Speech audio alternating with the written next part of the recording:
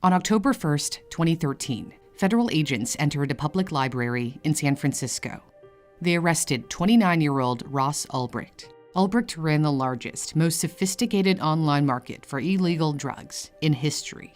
He named it Silk Road, a reference to the ancient trade routes that connected China to Europe, beginning in the 2nd century BC. Ulbricht hoped to create his own modern-day marketplace, except his would sell hardcore drugs and other illegal goods.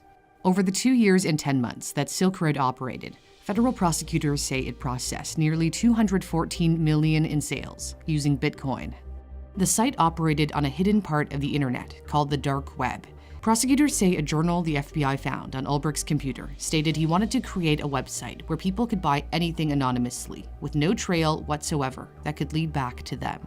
Unfortunately for Ulbricht, he did leave a trail of digital breadcrumbs that ultimately took him down and his empire with it. Ulbricht was born on March 17, 1984, in Austin, Texas. He was a Boy Scout, attaining the highest rank of Eagle Scout, just like his dad had done. He had a happy childhood, growing up an easygoing hipster but serious student who scored 1,460 on his SATs, within the 96th percentile, and got a full ride to the University of Texas at Austin, where he studied physics. He then won another full scholarship for a master's at Penn State in material science and engineering. It was at Penn that he evolved into a hardcore libertarian, a political philosophy that advocates individualism and minimal state involvement in people's lives. He was a fan and follower of libertarian economist Ludwig von Mises, who opposed government interference in the economy. When then presidential candidate Mitt Romney asked, "What is America's greatest challenge?" Ulbricht responded like this on his YouTube channel. But I think the most important thing is getting us out of the United Nations. Ulbricht wanted to create a world free from institutional or government control. That mindset led him to create Silk Road in January 2011. You couldn't type in a normal web address to get to Silk Road or use a normal web browser. You needed software called Tor that works as a web browser. Tor was developed by the US Navy as a way of communicating privately over the internet. It conceals the real IP address of computers on the network to hide the identity of the user, and it can't be traced by the government. Silk Road's address used a bunch of random numbers and letters that ended with .onion. Ulbricht made the site by teaching himself how to code. When he needed more help, he reached out on a Bitcoin community forum, writing, "I'm looking for the best and brightest IT pro in the Bitcoin community to be the lead developer in a venture-backed Bitcoin startup company." Anyone interested was to contact him via his email, rossulbricht@gmail.com. Making his email public would later come back to haunt him. He also got coding help from a buddy of his from undergrad, Richard Bates. Ulbricht had no choice but to eventually tell his friend what he was up to. He also told his girlfriend, Julia V. One day, he showed her the psychedelic mushrooms he was growing and selling as a starter product on his new website. Silk Road would eventually be a marketplace for all kinds of drugs: weed, cocaine, LSD, ecstasy, heroin. This fit Ulbricht's libertarian mindset.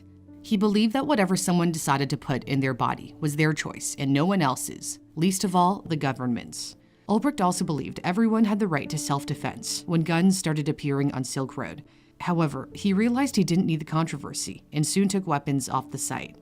After getting his business up and running, he turned his attention to attracting customers. He decided to write a post on a magic mushrooms forum called the Shroomery, pretending to be someone who happened to come across Silk Road.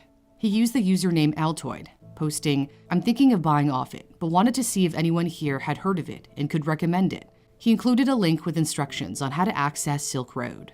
He did the same on a Bitcoin community forum about buying and selling heroin, describing Silk Road as an anonymous Amazon.com.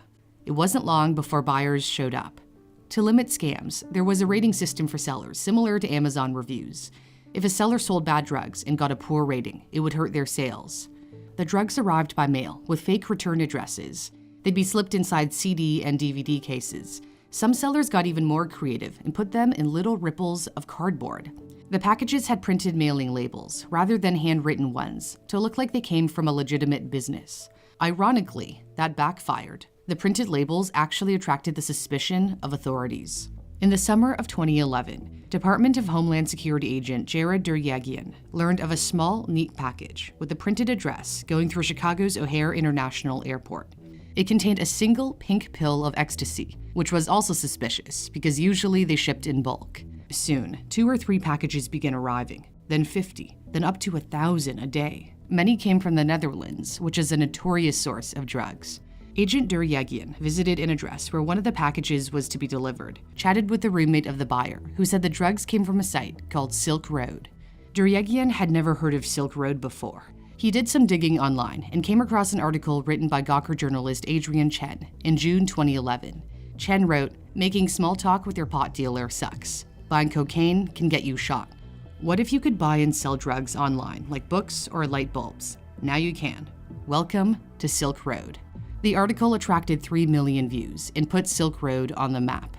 Not only did Silk Road soon attract the attention of thousands of drug dealers and buyers, but also politicians, like Senator Chuck Schumer, who called for the site to be shut down. The US government was concerned, but not only about drug sales. As Nick Bilton detailed in his book, American Kingpin, Homeland Security agent Duryegian feared that a terrorist organization could enter the country and then buy something from Silk Road to harm Americans. He convinced the US Attorney's Office in Chicago to take on the case. As Silk Road came into the spotlight, Ulbricht's college friend Richard, who helped him with programming, said he urged him to shut it down. Ulbricht and his girlfriend Julia broke up soon after the launch of Silk Road. She said one of the reasons was because of the insane pressure she felt to keep his secret. Ulbricht lied to her and Richard, telling them he had sold the business to someone else and no longer had anything to do with it. He moved to Australia for a while and lived with his sister in Sydney. Around this time, he was contacted through the site by a person going by the name Variety Jones. Variety Jones became his right-hand man and someone Ulbricht described as a real mentor. Neither knew the other's true identity. Variety Jones pointed out the gaping holes in security on Silk Road. Ulbricht decided to encrypt all the files on his computer. This is the actual laptop he used to run Silk Road. He put in a kill switch that would automatically shut down his device by pressing a predetermined key in case authorities rushed in at the last minute. He also prepared an escape plan if needed, including destroy laptop, hard drive, find a place to live on Craigslist for cash with a new identity. Variety Jones came up with Ulbricht's infamous pseudonym on Silk Road, Dread Pirate Roberts, a reference to the fearsome captains from the film The Princess Bride who passed the name on to a chosen successor. In the same way, Ulbricht hoped to one day pass on the name Dread Pirate Roberts to someone who might succeed him. Variety Jones got him to see how big Silk Road could grow to be. Ulbricht wrote in a personal journal disclosed by prosecutors, "Silk Road is going to become a phenomenon, and at least one person will tell me about it, unknowing that I was its creator." In 2 short years, Silk Road grew to more than 100,000 users with sales of nearly 214 million, including 13.2 million in commissions for Silk Road, according to prosecutors. The feds were left scratching their heads as they still had no clue who was the mastermind behind Silk Road. Who was this Dread Pirate Roberts? Who was the captain of the ship? It became somewhat of a competition amongst the various government agencies to be the one to identify Dread Pirate Roberts.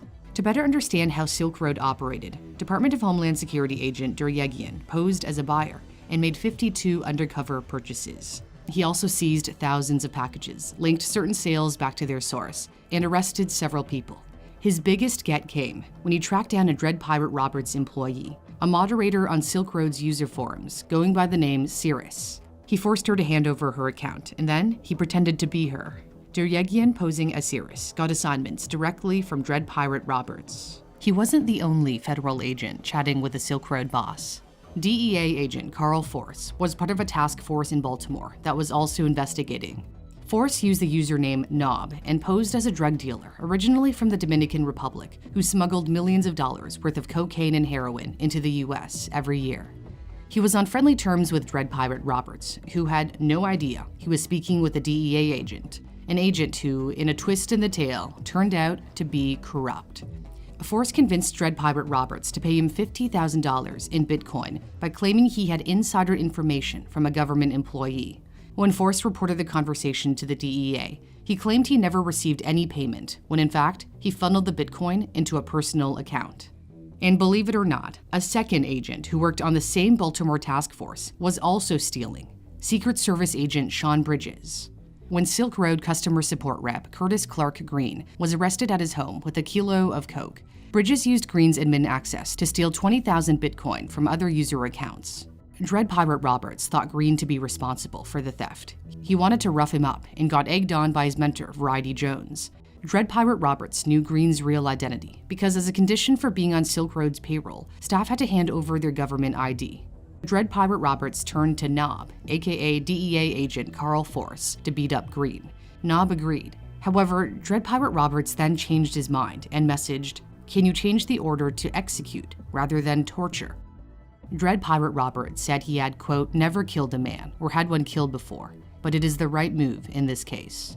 He didn't want to risk Green giving up information to the authorities, as he knew he had been arrested when he searched him up online. Knob agreed to do the job for $80,000 in Bitcoin. Ulbricht later received photos of a dead Green, except he wasn't really dead. Agent Force staged Green's death, complete with photos of him on the floor, covered in Campbell's Chicken and Stars soup. The Dread Pirate Roberts is said to have ordered hits on 5 others whom he felt threatened by. Silk Road had been prey for blackmailers and extortionists. However, there was no proof that anyone was ever killed. Ulbricht was never charged with murder for hire. The government agencies were still nowhere closer to figuring out who was Dread Pirate Roberts. The DEA enlisted the help of the FBI cybercrime team in New York, as it had more technological know-how, including experience with the dark web. FBI agent Chris Tarbell knew that in order to catch Dread Pirate Roberts, they had to wait for them to make a mistake. And according to the FBI, the Dread Pirate Roberts did finally slip up about a year after the agency started investigating.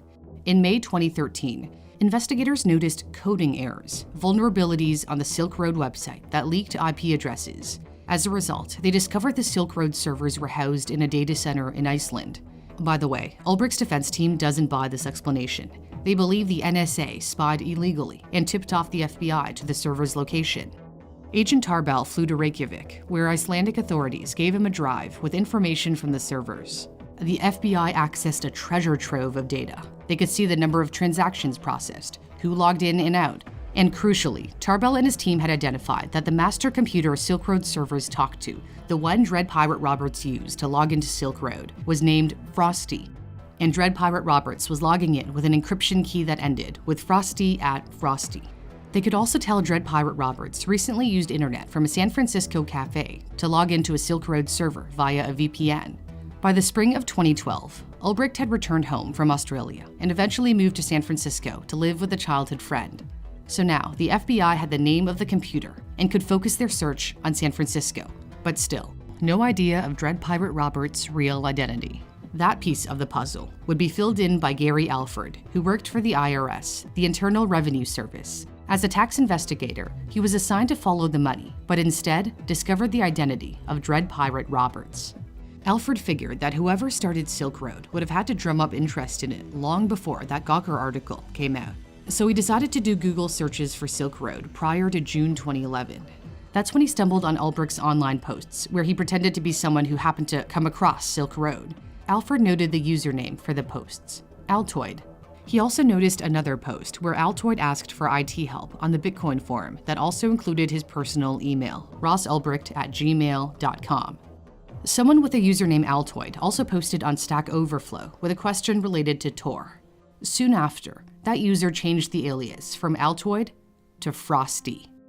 Alford didn't know the significance of the name Frosty at the time, but what he did have was a real name to track down. He Googled Ross Ulbricht and came across the LinkedIn profile of a young man with rather cryptic life goals. Quote, "The most widespread and systemic use of force is amongst institutions and governments, so this is my current point of effort." Alfred asked himself, could Ross Ulbricht be the brains behind Silk Road? Then came another piece of the puzzle. In July 2013, U.S. Customs and Border Protection officers intercepted 9 fake IDs coming into the U.S. from Canada. Homeland Security agents decided to pay a visit to the intended recipient. They showed up at 2260 15th Avenue in San Francisco, the address where Ulbricht had been staying. He had moved out of the place he shared with his friend and into a sublet he found on Craigslist, where he paid his rent in cash. He took every precaution, including adopting a fake identity. His roommates knew him as Joshua Terry, though he kept much of his backstory the same. He said he was from Texas, worked in IT, which is why he was always on his computer, and had recently returned home from Australia, which made not having a cell phone less suspicious. Joshua kept to himself and ate steak dinners for one. When the agents questioned Ulbricht, they observed that he became visibly nervous. He didn't admit to purchasing the fake IDs, let alone that he bought them so he could rent additional servers to deal with Silk Road's growth, as well as security issues. Prosecutors later claimed he prepared for a life on the run, including seeking citizenship on the island of Dominica. Ulbricht volunteered to the agents who showed up at his door that, hypothetically, anyone could purchase anything they wanted on a site called Silk Road. The agents had never heard of Silk Road and were apparently unaware of any federal investigations, but they did document the incident. So when IRS agent Gary Alford ran another search on Ulbricht, he found that Homeland Security file on the fake IDs, which cemented his belief that they had the right guy. The pieces of the puzzle finally came together when Alford got on the phone with the other agencies to see what they all had. Alford mentioned the username Frosty that he had found on a forum. That floored FBI agent Tarbell, who knew Frosty to be the name of the computer Dread Pirate Roberts used. Bingo. They knew Ross Ulbricht was Dread Pirate Roberts. In their pursuit of evidence, federal agents followed him everywhere. They also had a subpoena from Gmail and noticed that whenever Dread Pirate Roberts logged into Silk Road, Ulbricht was also signed into his Google account. And whenever Dread Pirate Roberts logged out, Ulbricht also logged out of his Google account. But they knew this wouldn't be enough to nail him. They needed concrete evidence. They had to catch Ulbricht while his laptop was open and he was logged in on Silk Road as Dread Pirate Roberts. An unlocked computer was also necessary so agents could access his files. This would be difficult to pull off. Authorities knew their best bet was to catch him off guard and arrest him in a public place. Homeland Security agent Jared Duryegian was still pretending to be Silk Road staff member Cirrus and continued to maintain contact with Dread Pirate Roberts. This communication was crucial to the plan they hatched. On October 1st, 2013, at 3:08 p.m. local time, Duryegian saw Dread Pirate Roberts log on. Ulbricht was sitting in the science fiction section of the San Francisco Public Library's Glen Park branch. Duryegian started up a conversation with Dread Pirate Roberts while posing as Cirrus. Hi, are you there? Hey, how are you doing? I'm okay. You? Good. Can you check out one of the flagged messages for me? The flagged messages were in the main administrative section that only Dread Pirate Roberts could access. Dread Pirate Roberts responded, Sure, let me log in. Okay. You did Bitcoin exchange before you started working for me, right? Dread Pirate Roberts asked this for security reasons because only the real Cirrus would know the answer. Luckily for authorities, the real Cirrus had told them how to answer the security question. Agent Duryegian hoped he recalled correctly when he typed, Yes, but just for a little bit. It was a nerve-wracking moment. Not any more than that? No. I stopped because of reporting requirements. Damn regulators, eh? Okay, which post? Duryegian knew Ulbricht was now looking at an admin screen. He gave the signal to the other agents positioned in the library to make a move. A commotion soon broke out near Ulbricht.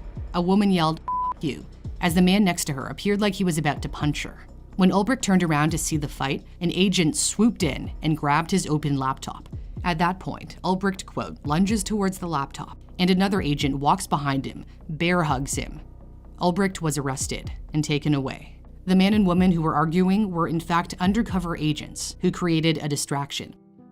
Ulbricht's family and friends were shocked. How could the kind, fun, loving man they knew be the same person who ran a global drug bazaar? They couldn't believe it. Ulbricht was indicted on 7 charges, including distributing narcotics by means of the internet and engaging in a continuing criminal enterprise. He pleaded not guilty to all charges. The trial began on January 13, 2015, and lasted 3 weeks. Many of Ulbricht's supporters showed up, believing a guilty verdict would be a miscarriage of justice. Ulbricht's defense attorney argued he wasn't Dread Pirate Roberts, that he had given away the handle in Silk Road to someone else. But the jury didn't buy it. On February 5, 2015, a federal jury found Ross Ulbricht guilty on all 7 counts. Before sentencing, Ulbricht wrote a letter to the judge, begging for a more lenient sentence. I've had my youth, and I know you must take away my middle years, but please leave me my old age. Please leave a small light at the end of the tunnel, an excuse to stay healthy, an excuse to dream of better days ahead, and a chance to redeem myself in the free world before I meet my maker. On May 29, 2015, U.S. District Judge Catherine B. Forrest delivered her sentence. You were the captain of the ship, as the Dread Pirate Roberts, and you made your own laws, and you enforced those laws in the manner that you saw fit. So it wasn't a world without restriction. It wasn't a world of ultimate freedom. It was a world of laws that you created. They were your laws. It is fictional to think of Silk Road as some place of freedom. No drug dealer from the Bronx selling meth or heroin or crack has ever made these kinds of arguments to the court. It is a privileged argument. It is an argument from one of privilege. You are no better a person than any other drug dealer, and your education does not give you a special place of privilege in our criminal justice system. It makes it less explicable why you did what you did. There is no reason to make a choice between these two people that I see that are on display. The Ulbricht who is the leader of the criminal enterprise, and the Ulbricht who is known and loved. What is clear is that people are very, very complex, and you are one of them. They are made up of many different qualities and many characteristics, with no one quality defining them. And there is good in you, Mr. Ulbricht, I have no doubt, but there is also bad. And what you did in connection with Silk Road was terribly destructive to our social fabric. Mr. Ulbricht, it is my judgment, delivered here, now, on behalf of our country, that on counts 2 and 4, you were sentenced to a period of life imprisonment to run concurrently. On count 5, you were sentenced to 5 years imprisonment to run concurrently. On count 6, you were sentenced to 15 years imprisonment, also concurrent. And for money laundering in count 7, you were sentenced to 20 years, also concurrent. In the federal system, there is no parole, and you shall serve your life in prison. This was far beyond what the prosecution had even asked for. Ulbricht had hoped Silk Road would become such a success that he would be famous. According to a journal entry read by the prosecutor to the jury, Ulbricht wrote, "I imagine that someday I may have a story written about my life, and it would be good to have a detailed account of it. His dream came true, but perhaps not in the way he had imagined." The FBI later identified Ulbricht's mentor, Variety Jones, as Roger Thomas Clark, a Canadian arrested in Thailand in 2015. In 2020, Clark pled guilty in a Manhattan court to conspiring to distribute massive quantities of narcotics. As for the 2 corrupt officers investigating Silk Road, former DEA agent Carl Force was sentenced to 6.5 years in prison for extortion, money laundering, and obstruction of justice. Former Secret Service agent Sean Bridges was sentenced to nearly 6 years in prison on charges of money laundering and obstruction of justice. He was later sentenced to an additional 2 years for another theft of Bitcoin from the US government. Thanks for watching. For Newsthink, I'm Cindy Palm.